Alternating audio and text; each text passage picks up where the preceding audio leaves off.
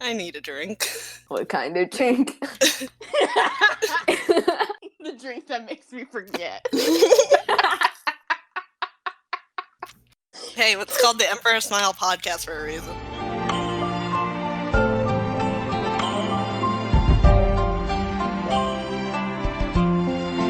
Hi everyone, we're the Emperor Smile podcast, here to brighten your day. I'm your host, Amie, aka Wi-Fi Daily. I'm Cali, aka dailyjiangcheng. And I'm Ruki, aka Bluetooth Daily. So today's starting topic is marriage or proposals, because recently dailyjiangcheng and dailyjiangcheng got married. Yeah! Yay!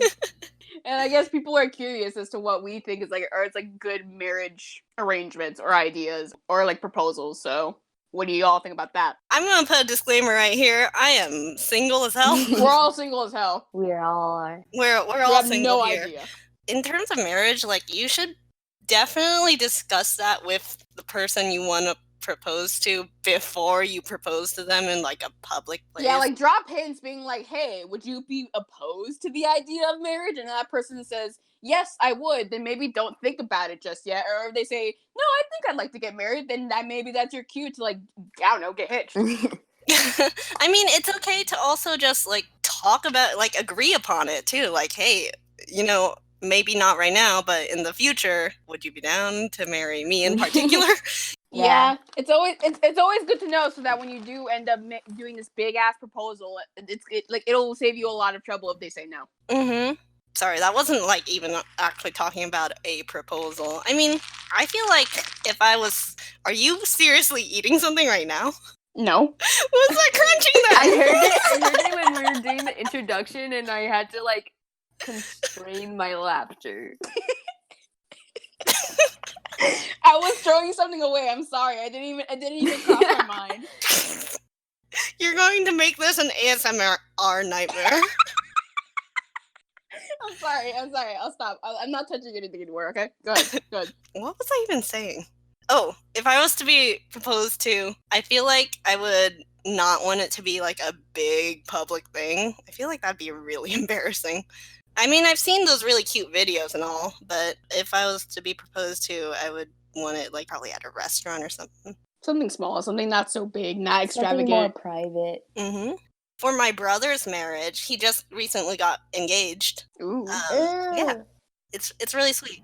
They have been dating since 2010, I think. Dang. Nice. It's honestly a long overdue proposal. I guess they just talked about it ahead of time, like, you know, do you want to like get married and stuff? And just recently she came over because it's a long distance relationship and they officially got engaged. He dropped the question, but he took her to like this kind of private place, a really nice park, away from me and the rest of his siblings who would absolutely menace him the whole time. And like had a nice private proposal. As far as I know, it was private. And then they came back and she had the ring on, and it was pretty sweet. It was definitely like agreed upon and talked about, and it was nice. And my mom kept giving him like ideas of where to go to propose, and I was also giving him ideas like, oh, maybe you can go over there. But it's something that I think communication is very key, and because if you're gonna get married, that's the number one thing. Yeah. If parents are an issue, you can just elope like Wangshan. Just kidding.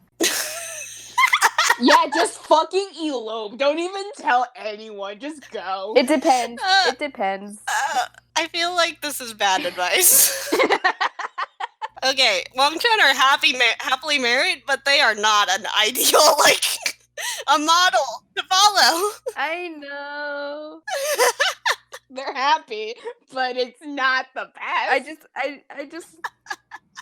It took 13 years. I just wanted to say it. The next topic in question is, what kind of music do you think we can recommend for people that, like, if they're not in the best mood, maybe we can suggest some songs or maybe some playlists to, you know, get them feeling better. I'm not super big on music, but whenever I need to like focus or just need to listen to something, I like listening to Louis Zong's discography. He was an animator and a musician on We Bare Bears. His songs are all acoustic, and it's really nice and calming to listen to, so that's kind of where I go. flow. Like I listen to acoustic guitar tracks. I listen to a lot of variety of songs, and a lot of my playlists consist of like either musicals or like musical cartoons, or just a lot of varying different artists. In terms of musicals, I like to listen to the Steven Universe playlist. That usually gets me in a good mood, and it's something nice to listen to. I also like listening to musicals like Hamilton and Dear Evan Hansen. Oh, hell yeah. That one makes me feel better. It does. Dear Evan Hansen. The songs itself are very inspiring, and it's in their lyrics. Yeah, also Wicked. Wicked's another good one. Hell yeah. In terms of just like separate artists, I like listening to John Bellion. I like listening to Mystery Skulls, Panic at the Disco, Thomas Sanders even. Oh, Thomas Sanders is really fun to listen to. Yeah, it's just a different variety of artists. But those are some of the few that I like to listen to a lot. I also like Imagine Dragons. Imagine Dragons are good. Ooh, I tend not to listen to lyric songs unless I want to like belt out some tunes to help me feel better. Yeah. But In Love with a Ghost is one of my other favorites too. Ooh. For real feel good. I suggest listening to like actually Thomas Sanders. I've listened to a lot of Thomas Sanders a lot. Yeah, Thomas Sanders is good. Thomas Sanders is just a bundle of joy, and I like listening to his songs and his covers. His videos are also a good source of joy too. Just watch Thomas Sanders. Yeah, here we are, a Thomas Sanders love podcast too. He was a good part of my like high school and like college growing up and stuff. Can you imagine that he just only started at Vine and now he's here? Yeah, I mean that's incredible. Maybe that's where we're going to end up too. Maybe. I don't think I've ever really thought about what music I listen to when I need to get my mood up, really. What do you do to get your mood up when you're feeling down? Or like some of your favorite playlists that you just like to listen to? The stuff that I listen to is just mainly when it comes to like studying or just like focusing, then I listen to ambient kind of stuff, or like there's tracks of just the coffee shop noises and stuff like that. RadyMood.com. Let's go. Or it's that one meme anime video where like the girl just at the desk and you just listen to that the music. lo-fi? Yeah. I do actually enjoy the lo-fi channel a lot. Or also classical or traditional instrumental tracks, and like sometimes I also listen to like piano cover piano compilations are so good. I love listening to them a lot. Of like K-pop or like other certain specific series and stuff. It's just that sometimes I need to avoid it because I end up singing anyways, even though there's no vocals. So it really do be like that. Like I found a few Steven Universe piano covers, and I just end up singing anyways, despite the fact that it's not what it was supposed to be. Yeah. So then. So when it comes to like studying or reading or whatever, then I try to avoid those, even if they don't have vocals, because I'll end up humming or singing to it anyways. Yeah. Outside of reading, studying kind of music, I mentioned it earlier, but I listen to K-pop. I listen to J-pop, J-rock, anime songs. Vocaloid. I mean, yeah, Vocaloid and Utaite stuff. Ruki put on a whole Vocaloid playlist when I was driving there. Incredible. I used to be like really into some anime musical songs, but I don't really listen to English songs much. Wait, before the topic ends, another band, Amy, you might agree with me, Owl City. Oh, hell yeah. Owl City. Like if you just want to like blank out while you're working, Owl City is the perfect band for you to just have as background noise. I love Owl City. Okay, let me just say, my best friend, his name is Hunter. Whenever I do art streams, I'm like playing my playlist, and he likes to keep track of how many Owl City songs are playing, because for some reason I added the whole like albums onto my Spotify because I was too lazy to think of anything else. So is good. Yeah, so he's gotten into this habit of every time I stream and I'm playing like my Spotify playlist, he'll start keeping track of how many Owl City songs play on Twitter. I'm pretty sure if I got Spotify and like I was able to do that, I'm pretty sure you and my playlist would be similar in terms of how much Owl City songs are on there. I also like Porter Robinson a lot. Ooh, yeah. Oh, yeah. If you don't know, they're the ones who did Shelter together with Madian, and Madian is also, I'm a big fan of him too. And I also just want to plug Carol and Tuesday. Oh, Carol and Tuesday! Carol and Tuesday! Yeah. They are very feel-good, and you should just watch the anime. It's very feel-good. It's Yes. incredibly feel good. It's an anime all about like these girls who are just chasing their dream and like working hard for it. Yeah, they just want to have fun singing. Yeah, and the songs are so good. It's really good, and all of us recommend it. It's on Netflix. One of my favorite songs from that is Galactic Mermaid. Yeah, Galactic Mermaids is definitely 10 out of 10 you should listen to. There are some song recommendations that you guys can listen to that maybe can either lift your mood or just some new cool tunes that you can just add to your playlist. Mm-hmm. Yes. All right, let's move on to the audience question section. This part will definitely have spoilers if you haven't finished the novel. We're going to be talking about two of the main villains. The question that we received is Team Wen Chao or Team Jin Guangyao. They're both horrible. They're both terrible. But I guess we have to pick not the lesser of two evils, but just an evil. Listen, they're both terrible because they both did heinous crimes. Wen Chao's stupid as fuck. He didn't play people. Jin Guangyao played people. Yeah, so Wen Chao's super stupid, but Jin Guangyao is... He's basic. He's basic. He's easy to trick. Yeah, like, okay, that's something too. Are we going against them? Or are we going... I think the question's more meant like if we really had to pick a side, if we really had to, I think it's either do we want to be on Jin Guangyao's side or Wen Chao's. And if that's the case, or the context, I'd rather be on Jin Guangyao's. Me too. Yeah, same. Oh, we're all on Jiggy's team.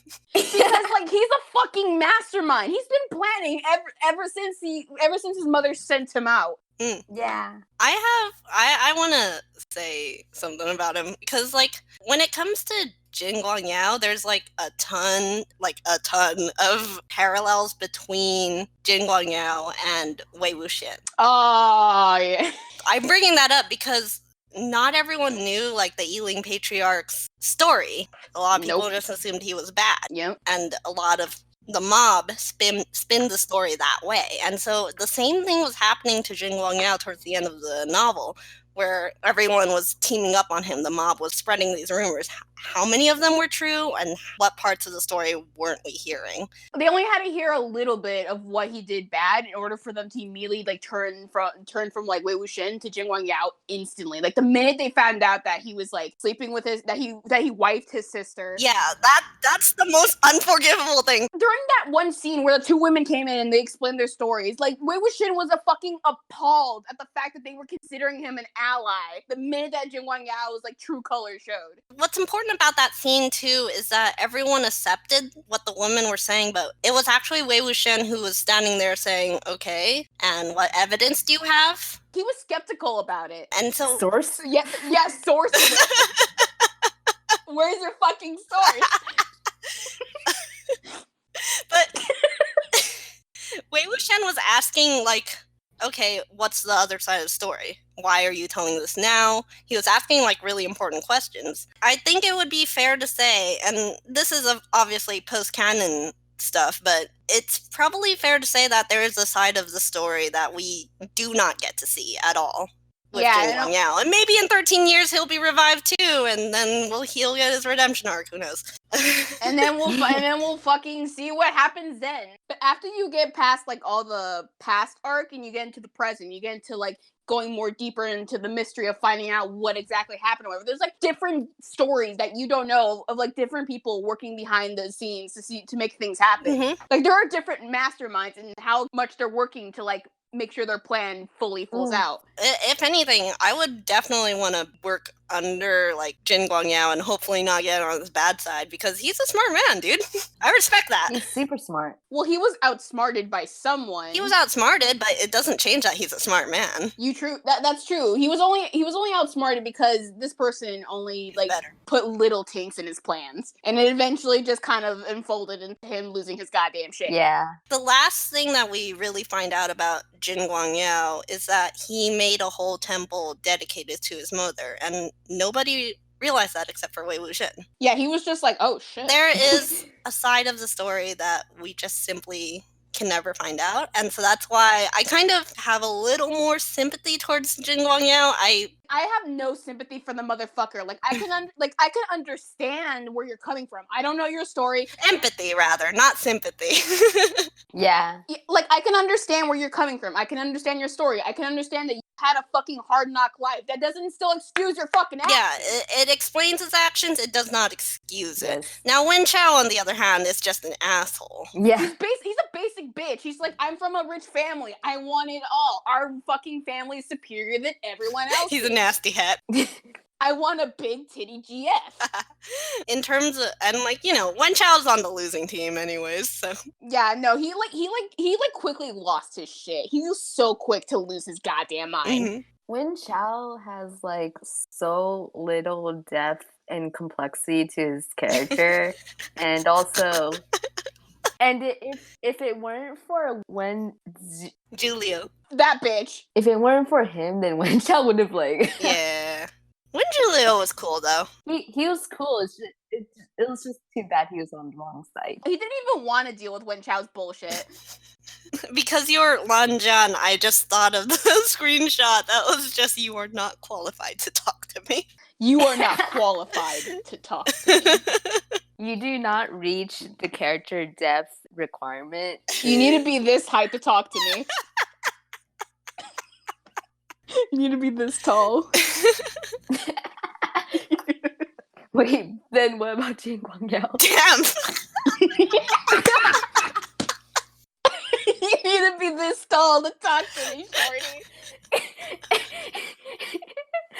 The final answers is that we can all agree that we, in the long run, in terms of like whose side we want to be on, it's Jin Guangyao's. If we had no other choice, then And also, that would mean we're in the Jin clan, and then when Jin Guangyao dies, we get to be under Jin Ling, and that's like so much better. That's like an upgrade. You right. that's true. Yeah. I will say, we do need more questions, so please do send in more. Please. Do not be afraid to just send in anything. We'll probably talk about it. Look, we are even willing to talk about Wen Chao, of all people. Yeah, and why do you fear Han Guanjun so much? I've yet to receive any questions. Oh, baby! I'll say that again at the end of the episode. But I think that wraps up the audience question portion of this podcast. Are we ready to wrap up the podcast with a little mindful minute or mindful moment? I feel like my current voice, like my tension after all that laughter is like way too high and it's not like calm and soothing like it should be for a mindfulness moment. Take a drink of water. Do you have water by you? Yes. Water break. Water break. Does this mean I finally get to open my sandwich? Yes, go ahead. You fucking asshole! Don't spit my water out! What about your nose?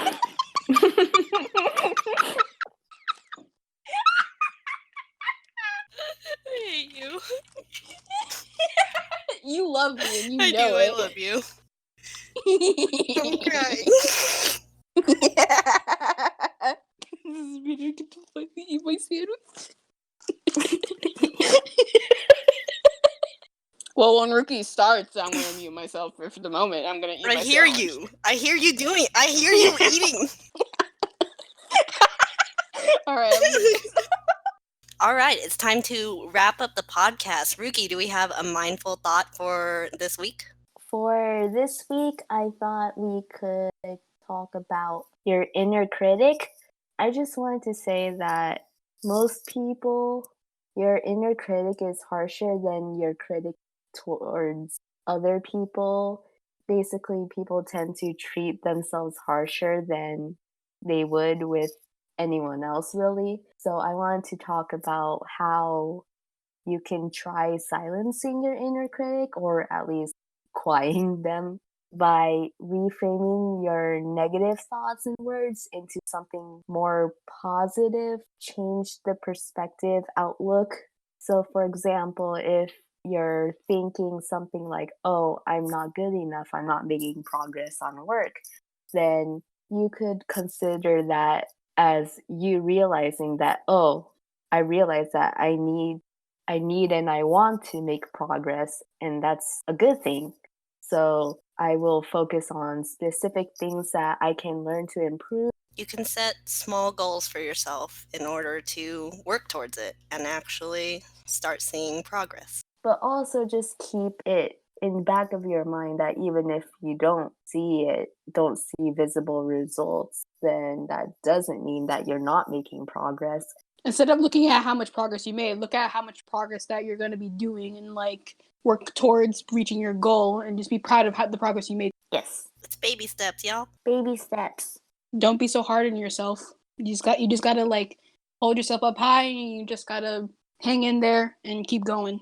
It really just depends on your outlook, your mindset, and even if it feels like you're just faking it, honestly, if you keep on doing it though, eventually it does turn into like reality. Like that really is how you're thinking of things now, and that will just lead to better and more positive results. The phrase, fake it till you make it, it is kind of actually good advice. It sounds bad. It feels like lying to yourself at first, but it does help you get through things, especially when it comes to your confidence. If you are feeling a little unconfident and you make self-depreciating jokes, try actually turning that around once in a while. Try to make jokes that lift you up.